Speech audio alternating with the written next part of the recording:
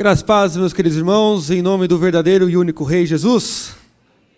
Motivo de muita alegria, estamos aqui, 2023, reunidos como povo escolhido do Senhor, para ouvirmos mais uma vez a sua palavra. Foi uma semana onde o Brasil experimentou várias emoções, não é verdade? Vimos o rei do futebol morrer, o novo presidente assumir, mas aqui estamos, querendo ouvir mais do verdadeiro rei, do único soberano que está no trono. E eu gostaria de convidar você a abrir a palavra de Deus, a Escritura Sagrada, em Mateus, capítulo 7. Faremos a leitura dos versos 7 a 11, dando continuidade ao Sermão do Monte. Você que tem acompanhado durante esse longo período que eu tenho exposto o Sermão do Monte, desde janeiro de 2021. E aqui estamos. Diz assim a santa e inerrante palavra do nosso Deus: Pedi e dar-se-vos-á, buscai e achareis, batei e abrir-se-vos-á. Pois todo o que pede recebe, o que busca encontra, e a quem bate, abrir-se-lhe-á. Ou qual dentre vós é o homem que, se porventura o filho lhe pedir pão, lhe dará pedra? Ou se lhe pedir um peixe, lhe dará uma cobra? Ora, se vós, que sois maus, sabeis dar boas dádivas aos vossos filhos, quanto mais vosso Pai, que estás nos céus, dará boas coisas aos que lhe pedirem. Amém. Só até aí a leitura da palavra de Deus. Vamos orar ao Senhor, pedindo a iluminação do Santo Espírito e agradecendo pelos dízimos e ofertas.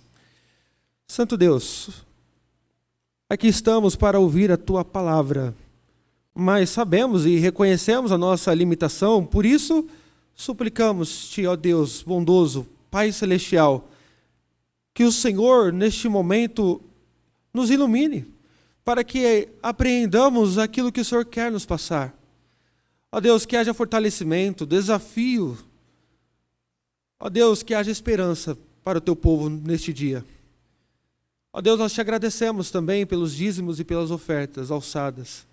Sabemos que se a Igreja Presbiteriana em Cidade de Carvalho continua com as portas abertas, é porque o Senhor não tem deixado faltar. Graças Te damos por isso, ó Deus. E pedimos mais uma vez que o Senhor fique conosco, a fim de nos iluminar neste momento tão sublime que é a pregação da Tua palavra. Em nome de Jesus, amém.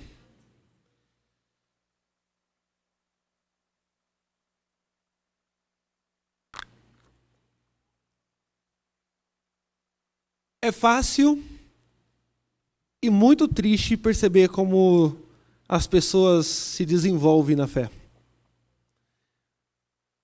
É muito fácil você ver indivíduos chegando à igreja e se entusiasmando com as verdades do Evangelho. Pessoas que olham para verdades sublimes como o Sermão do Monte, uma moral elevada, uma vida nova. E essa pessoa, normalmente, ela se empolga. Nossa, agora eu tenho uma nova família, diferente da minha família, que por vezes pode ser ímpia. Eu tenho pessoas que se preocupam comigo, eu terei pessoas que vão me pastorear. Nossa, agora eu tenho um código legal, onde eu vou aprender como se portar de uma forma mais moralmente correta numa sociedade corrompida. E por vezes você vê indivíduos assim na igreja, de monte, se empolgando com as verdades do Evangelho. Nossa, e não é que é legal esse negócio de igreja? Mas, por vezes, nós vemos que o que impulsiona essas pessoas nada mais é do que a sua própria determinação em mudar de vida, de ter um novo ciclo social. Ela quer mudar de vida com a força do seu braço. E por isso é fácil e triste ao mesmo tempo ver esse tipo de pessoa. Porque da mesma forma que essa pessoa, ela frutifica de forma rápida, como uma semente que cai num solo rochoso e rapidamente frutifica, porque não tem profundidade, essa pessoa assim o é. Ela cresce rapidamente, mas vindos as dificuldades, a perseguição, a angústia, logo abandonam a fé. E aquilo que era tão bonito de ver se transforma em rios de lágrimas, conforme nós vemos na parábola do bom semeador. Eu creio que muitos de vocês conhecem. Mas a grande pergunta é: você conhece alguém assim? Que se entusiasmou, logo era a primeira pessoa a chegar no estudo bíblico, nas reuniões de oração, nos ensaios do coral ou dos corais. Às vezes a pessoa é tão entusiasmada que ela fala assim: eu não vou participar de um, eu vou participar de 2. E se tiver 3, eu participarei dos 3. Você conhece alguém assim? Ou melhor, isso te descreve? Uma pessoa que outrora era tão animada, mas hoje em dia está aí, me ouvindo, sentada no banco, sem saber como será a sua vida espiritual em 2023. Muitas vezes, e essa semana principalmente, eu fiquei me perguntando, por que isso acontece no nosso meio? Empolgação e decepção. Empolgação e decepção. Por que isso acontece? Eu creio que isso, embora haja muitas razões, a principal delas está no fato que nós esquecemos o que é ser pobre de espírito. A primeira bem-aventurança nos escapou por vezes. Nós esquecemos que nós não podemos ser motivados pela força do nosso braço, pela nossa determinação, pelo nosso desejo de bons costumes e de uma moral elevada. Não, porque nós somos fracos. Nós somos pobres de espírito, falidos espiritualmente. E quando você esquece disso e acha que você é forte, está aí um passo para você cair. E pode ser que esse seja o seu estado no dia de hoje. E é para você, para nós, que Jesus, à luz do texto que lemos, vai falar um pouco de como nós devemos lidar com a nossa fraqueza espiritual. Os nossos tropeços. A maior tentação e erro que Jesus tratará nessa parte do Sermão do Monte é para aquelas pessoas que, tendo assimilado tudo o que ele falou, até aqui, porventura disseram: eu vou cumprir tudo porque eu posso. Sabe, aquele desejo de orgulho, de autonomia? Eu consigo. Por mim mesmo, eu tenho força. É para esse tipo de pessoa que está dentro de mim e você, é que Jesus tem uma palavra. Porque quando nós pensamos assim, nós somos prestes a cair num fracasso espiritual. Então a pergunta que eu quero responder à luz desse texto é: como que nós devemos lidar com o nosso fracasso espiritual, com as nossas fraquezas? E a primeira coisa que Jesus vai nos dizer no texto é que nós devemos persistir numa vida de oração diante das nossas fraquezas. O verso 7 e o verso 8 vai nos dizer essa verdade. Veja, até aqui Jesus já falou muitas vezes sobre oração. Você vai ver no capítulo 6. Você vai ver que Jesus no capítulo 6 vai nos advertir contra a hipocrisia dos fariseus. Lembra? Aquele povo que orava em voz alta nas praças para ser aplaudido? Jesus já condenara isso no capítulo 6. Jesus também condenou o formalismo pagão, aquelas pessoas que rezam e por muito rezarem, acha que Deus vai atendê-las. Ficam repetindo certos mantras. Jesus já condenou isso. E depois de condenar, Jesus ainda nos ensinou no capítulo 6 a oração dominical, o modelo do que deve ser a oração do crente, começando com adoração e terminando com petição. A oração dominical, nós já vimos isso.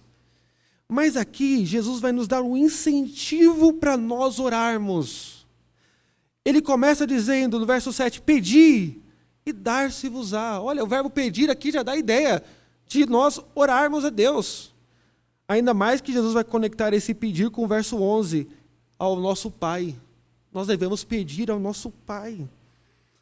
Veja, o verso 7, ele aponta para 3 imperativos: pedir, buscai e abrir. Nós devemos fazer essas 3 coisas, e eu creio, de acordo com alguns estudiosos, que esses 3 verbos não apontam para coisas diferentes. Apontam para uma única ideia: o dever de persistirmos numa vida de oração. A ideia aqui dos verbos é que nós devemos ter esse hábito e continuar ao longo da vida, não é uma coisa ocasional. Jesus está dizendo: olha, vocês devem orar uma vez ou outra, de forma fervorosa. Não é isso. Jesus quer que os seus discípulos tenham uma vida regada à oração. E a pergunta é, no que consiste essa persistência? O que nós devemos pedir? O que nós devemos buscar diante de Deus? É interessante, porque se você for nesse texto, sem o contexto do Sermão do Monte, você fica pensando, será que Jesus está falando para eu pedir qualquer coisa? De acordo com o contexto, o que nós devemos pedir? Tudo aquilo que o Senhor Jesus já falou no Sermão do Monte. Nós devemos buscar sermos mansos de espírito, chorar pelos nossos pecados, sermos misericordiosos uns para com os outros. Devemos ter fome e sede, não de dinheiro, mas de justiça, de santidade. Devemos ser puros de coração. Devemos ser firmes em meio à perseguição. Então, nós estamos diante de um texto onde Jesus diz, peçam. Eu sei que se vocês olharem o Sermão do Monte e se atentarem ao que eu disse para vocês, é praticamente impossível vocês cumprirem.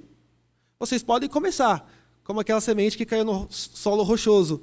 Mas se vocês não tiverem raízes, é impossível. Então, diante do fracasso espiritual de vocês, peçam. Tenham uma vida de oração. É Jeremias, no capítulo 29, verso 13, é Deus falando pelo profeta Jeremias, vai dizer para nós, buscar-me-eis e me achareis, quando me buscarem de todo o coração. Irmãos, essa ideia de persistir na oração não é algo novo que aparece aqui apenas. Lucas, no seu evangelho, nos capítulos 11 e 18, vai trabalhar essa mesma ideia.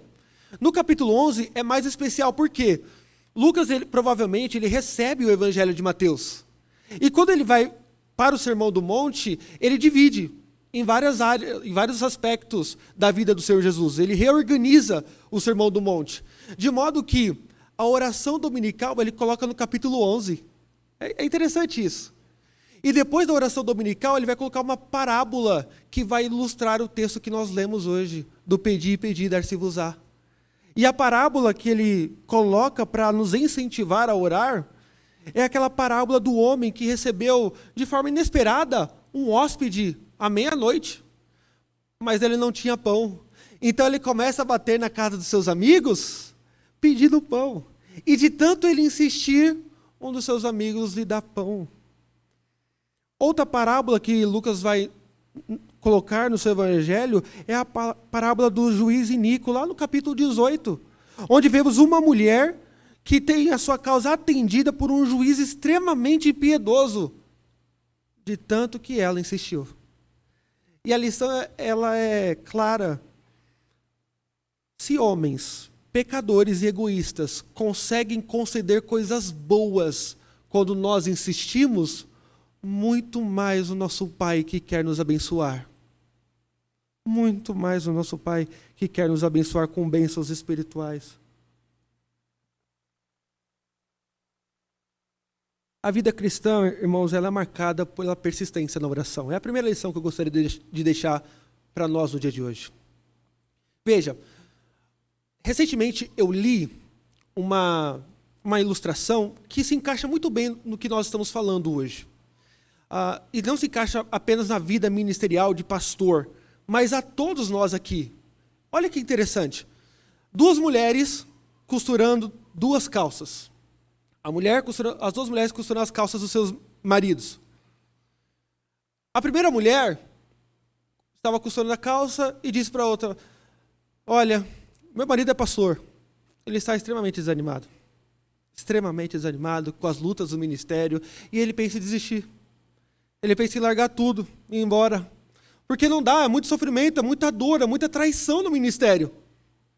E a mulher de número 2, a segunda, também estava costurando as calças do seu marido e falou, olha, meu marido também é pastor. E ele já passou por isso, mas nesse exato momento ele tem colhido frutos de alegria.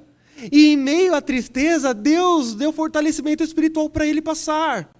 Mas hoje, ele está experimentando grandes bênçãos no seu ministério. E a ilustração termina assim, a primeira estava costurando a parte traseira da calça. Já a segunda estava costurando a parte do joelho. A vida cristã é uma vida de persistência na oração. Não há como colhermos bênçãos espirituais se nós não persistimos, se nós não pedimos a Deus. Nesse exato momento você tem que parar, pelo menos agora no clima de Ano Novo, você tem que parar e pensar, como que está a minha vida cristã? O que eu estou fazendo na igreja? O que eu estou fazendo neste mundo? Aí você pode pensar, poxa, minha leitura bíblica foi um fracasso no ano passado. Foi um fracasso. Minha vida de oração, nossa, uma vergonha. A minha efetividade na igreja, eu não vou nem falar. Aí você, normalmente, como muitos de nós aqui, pode fazer aí votos de ano novo. Não, mas neste ano eu vou ler a Bíblia toda, já estou com um plano anual, eu vou orar mais, vou ficar menos no celular e mais com Deus, eu vou participar de todos os trabalhos que eu puder na igreja, com força e vigor. Mas muitos de nós vai chegar em fevereiro, talvez? Muitos de nós vai desanimar. E por quê? Porque nós vamos desistir na nossa vida de oração. E se isso acontecer, irmãos, não importa quão determinado você seja, você não vai conseguir. Veja, o reino dos céus, ele exige pobreza de espírito, humildade. Deixa eu te perguntar, você é humilde? Exige mansidão, pureza de coração. Você é puro de coração? Quanto deveria ser? Nós vimos no Sermão do Monte que nós devemos amar os nossos inimigos. Você ama o seu inimigo? Você orou por ele na virada do ano? Diante de tudo isso, o que a gente pode fazer? Jesus está dizendo, olha, está difícil, peça. Tenha uma vida regada de oração. O Sermão do Monte, quando nós estudamos ele, é como se Deus estivesse amassando o nosso orgulho até o pó. E a gente fala, eu não consigo mais, realmente, eu estou muito longe disso. Aí vem o capítulo 7, Jesus dizendo, é só pedir que Deus quer dar para vocês. Olha que coisa legal. Jesus não está falando para você fazer um sacrifício com a força do seu braço. Ele está dizendo, peça, porque o Pai quer os seus filhos santificados. Há um estoque espiritual para nós. Irmãos, o nosso declínio espiritual está ligado a isso, a nossa fraca vida de oração. Infelizmente, as instituições pagãs hoje se assemelham muito à igreja. E eu falo isso com temor e dor no coração. Deixe-me explicar. A gente acha que a força para o ano novo é ter mais projetos, por exemplo. Às vezes sobe ao nosso coração que nós devemos ter mais criatividade. Fazer, por vezes, reuniões de planejamento mais bem elaboradas. Isso tudo é válido e tem o seu lugar.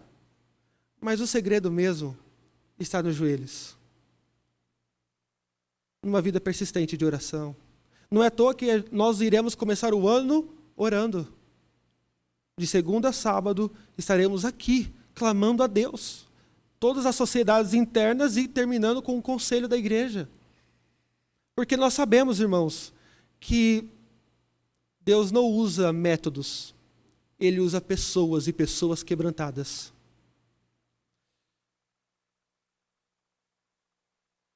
E por fim, em segundo lugar, além de nós termos que ter uma vida, para nós lidarmos com o nosso fracasso, nós devemos ter uma vida persistente de oração. O texto vai nos mostrar, nos versos 9 a 11, que nós devemos confiar no cuidado do Pai Celeste. Então, nos versos 7 a 8, Jesus está dizendo, peçam, busquem, batam a porta, e vocês encontrarão. O quê? Tudo aquilo que ele falou no Sermão do Monte. Todas as bênçãos espirituais. E agora, Jesus está dizendo, vocês vão fazer isso sabendo e confiando que vocês têm um Pai Celeste. O texto diz, ora, qual dentre vós é o homem que, se porventura o filho lhe pedir pão, lhe dará pedra? Veja, Jesus, ele vai usar aqui o argumento do menor para o maior. Ele faz isso para dar maior segurança aos discípulos, para que eles tenham o hábito de uma vida de perseverança na oração. Então, Jesus está dizendo, primeiro, se um filho pede pão para um pai, o pai vai dar uma pedra? Se o filho, ele pede um peixe, Verso 10. Ele vai dar uma cobra? Olha, Jesus está falando de pais aqui ímpios ou pecadores, como eu e você. E aí Jesus conclui no verso 10, no verso 11. Ora, se vós que sois maus, sabeis dar boas dádivas aos vossos filhos, quanto mais, o argumento do menor para o maior, vosso Pai que está nos céus dará boas coisas aos que lhe pedirem. Veja, o significado é simples. Se homens pecadores conseguem ser bons para com seus filhos, dando coisas boas, quanto mais Deus. Olha, o segredo da vida espiritual está aqui. Se você dobrar os seus joelhos e começar a pedir a Deus fortalecimento espiritual, é Jesus que está dizendo, Deus vai dar. Se você luta contra a pornografia, contra tentações do adultério, contra a mentira, contra o roubo, e você se vê assolado com todo tipo de pecado, alcoolismo, Jesus está dizendo, peça, porque Deus quer te dar. Deus quer te dar. A maior obra que Deus pode fazer em nós, irmãos, é nos transformar à imagem do seu Filho. E Ele está ansioso de fazer isso conosco. Martinho Lutero, comentando esse texto, ele diz algo fenomenal. Olha as palavras do grande reformador alemão. Deus sabe que somos tímidos e acanhados, que nos sentimos indignos e inaptos para apresentar nossas necessidades a Ele. Pensamos que Deus é tão grande e nós tão pequeninos que não nos atrevemos a orar. Foi por isso que Cristo quis desviar-nos de pensamentos tão tímidos, remover nossas dúvidas e fazer-nos avançar confiantemente nele. Veja, Jesus está quebrando aqui qualquer tipo de pensamento pessimista a respeito de nós. Somos pecadores ainda, é verdade. Cometemos pecados por vezes vergonhosos. Mas Jesus está dizendo, não deixe de orar por isso, peça. Peça que Ele quer ver você cada vez mais santo. Às vezes, irmãos, nós achamos que, infelizmente, o nosso Pai Celestial sente alegria por nossos fracassos, pelos nossos sofrimentos, e não é assim. Jesus está dizendo que o nosso Pai, Ele tem alegria de nos abençoar com bênçãos espirituais. A vida cristã requer que nós lembremos que Deus dispõe de grandes dádivas para abençoar o seu povo. Deixa eu tentar explicar isso com uma ilustração. Cristo na cruz ganhou por nós a salvação e concedeu-nos bênçãos espirituais, grandes bênçãos reservadas para nós. Mas Deus, na sua soberania, não quis nos dar de uma vez, mas Ele nos dá aos poucos, quando nós pedimos. Para ilustrar isso, eu ouvi uma história de um pai que ele comprava um chocolate na padaria para a filha. Todo dia. Ele, quando ia comprar pão, ele voltava com chocolate, a filha já esperava. Ele vai vir com o chocolate.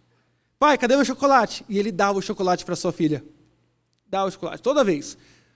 Certa vez ele foi à padaria e o dono da padaria disse, olha, é só você que compra esse chocolate. Você não quer levar a caixa toda porque não vai vir mais. Então, a caixa, sei lá de quantos chocolates, grande, você leva tudo e já resolve o meu problema. E o pai falou, tudo bem, eu vou comprar. E comprou. Pergunta, ele deu a caixa toda para a filha? Não. Ele deixou em cima do guarda-roupa e toda vez que a filha vinha pedir, ele dava no momento certo, na hora exata. Com essa ilustração em mente, você entende um pouco o que Paulo quer dizer em Efésios 1:3, quando diz, bendito Deus e Pai de nosso Senhor Jesus Cristo, que nos tem abençoado com toda sorte de bênção espiritual nas regiões celestes em Cristo. Deus tem nos abençoado, é um processo que dura a vida toda. Aos poucos, por meio da oração. Irmãos, para enfatizar esse aspecto que a vida cristã requer que nós lembremos que Deus dispõe de grandes dádivas para abençoar o seu povo, o verso 11 Veja que diz aí no final: quanto mais vosso Pai que está nos céus dará boas coisas aos que lhe pedirem. Coisas boas aqui, estou dizendo para você que é tudo aquilo que Jesus já falou no Sermão do Monte. E o evangelista Lucas nos fez um grande favor. Quando ele registra essa mesma passagem em Lucas 11, a partir do verso 9, ele traduz coisas boas como Espírito Santo. Você pode ver na sua Bíblia. Quanto mais aqueles que pedirem o Espírito Santo, ou seja, o enchimento pleno da terceira pessoa da Trindade. Olha que coisa interessante. O capítulo 6 de Mateus, versos 31 e 32, vai dizer que os ímpios procuram, eles são ansiosos porque eles procuram vestimenta, o que comer, o que beber. Eles são ansiosos por isso. Nós não. Nós buscamos o reino de Deus em primeiro lugar e a sua justiça, sabendo que as demais coisas, as necessidades, nos serão acrescentadas. Olha que coisa legal. E aqui se confirma isso. Nós queremos, a nossa maior necessidade, a nossa maior busca é pelo Espírito Santo. É por sermos cheios de Cristo. Nós não nos comparamos com os ímpios. A nossa maior fome é de justiça. A nossa maior sede é de santidade. Não das coisas que perecem. 2 de Pedro, capítulo 1, verso 3. Pelo seu divino poder, nos têm sido doadas todas as coisas que nos conduzem à vida e à piedade. Irmãos, conforme nós vimos, o texto que nós lemos hoje não te dá um aval para você dizer, eu tenho que pedir tudo para Deus, ele é obrigado a me dar, porque está dizendo que todo aquele que pede, recebe. Você hoje entendeu que Jesus está dizendo, vocês podem pedir qualquer coisa no mundo espiritual. Aquilo que vai te fortalecer espiritualmente. E Deus tem um compromisso de, como Pai, conceder a vocês. Temperança, mansidão, humildade, domínio próprio, luta contra o pecado da sexualidade, etc. Deus ele faz um compromisso na sua palavra porque Ele é Pai. Já pensou, você acha que Deus, eu vou pedir Deus, eu quero vencer a mentira, e Deus vai me dar uma maldição? Não, Ele é Pai. Ele quer dar as boas coisas a nós, principalmente naquilo que se refere à nossa vida espiritual. Dito isso, como que a gente pode concluir esse sermão? Duas coisas. Duas palavrinhas. Primeiro, o tom do texto é um tom de completa e total dependência. Veja, se nós nos esforçarmos, pedirmos a Deus, e Ele não nos der bênçãos espirituais, não há outro meio de receber. Louvado seja Deus que, na sua palavra, Ele diz que se alegra em nos dar essas bênçãos espirituais. Mas como o texto ele é enfático, e o tom dele é peçam, busquem, batam a porta dos céus, e vocês encontrarão, o tom do texto é mendicância. Com isso, eu quero dizer para você que nós somos mendigos e sempre seremos diante de Deus. As últimas palavras escritas de Lutero, quando encontraram o reformador morto, na cidade onde ele nasceu, quando ele foi fazer uma viagem, ele pega um resfriado e morre, encontraram um papel no bolso dele. E sabe o que está escrito? Somos todos mendigos. Essa é a verdade. E de fato é isso mesmo. Você tem que pedir. Com isso eu quero dizer que não há como você alcançar o reino dos céus, fortalecimento espiritual, angariando pontos. Fazendo barganha com Deus. Não funciona assim. Lembre-se da primeira bem-aventurança. Devemos nos prostrar, reconhecer as nossas falhas e falar, Senhor, como eu dependo de Ti. Como eu dependo do Senhor para me santificar cada vez mais. Senhor, eu não tenho nem força para orar. Eu não sei nem orar como convém se não for o Teu Espírito. Como eu dependo do Senhor. Como eu dependo de Ti. Esse é um grande antídoto para o perigo daquela pessoa que, como eu falei no começo, que se entusiasma com as verdades do Evangelho e do Sermão do Monte e fala, nossa, eu vou cumprir tudo isso em 2023, eu prometo. Não, você já começou errado. Eu quero que você comece, de acordo com a palavra de Deus, reconhecendo que você é um mendigo que precisa de Deus todos os dias da sua vida. Dependência é a primeira palavra, a título de conclusão. E a segunda palavra que eu vejo é o cuidado com a soberba. Reconhecer a nossa dependência, são os mendigos espirituais. Devemos, então, viver de uma forma plena, em oração, sabendo que Deus é o nosso Pai. Mas também devemos ter cuidado com a soberba. E eu peço que você me escute. Aqui eu estava lendo eu acho que é uma transcrição de um sermão de Paul Washer. E aqui eu faço uso de parte dessa transcrição, que eu achei que se encaixa perfeitamente no nosso texto. O pregador batista Paul Washer, ele certa vez disse que estava cansado de irmãos, e pode ser sua realidade, chegar até ele e dizer: pastor, eu sou fraco.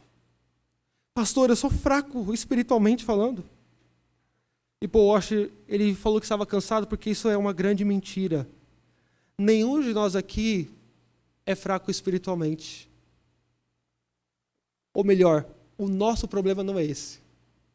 E olha como ele explica isso. Primeiro, não é porque nós somos fracos, mas é porque nós nos achamos fortes. Quando você chega a um pastor, a um colega e fala: eu estou fraco espiritualmente, se você olhar para a sua vida devocional, ela vai dizer diferente. É porque você se acha tão forte que você está no lodo do pecado. Porque, veja, se você chega e fala: estou fraco espiritualmente, a pergunta que devemos fazer é: tá, quanto tempo você passou em oração reconhecendo a sua fraqueza?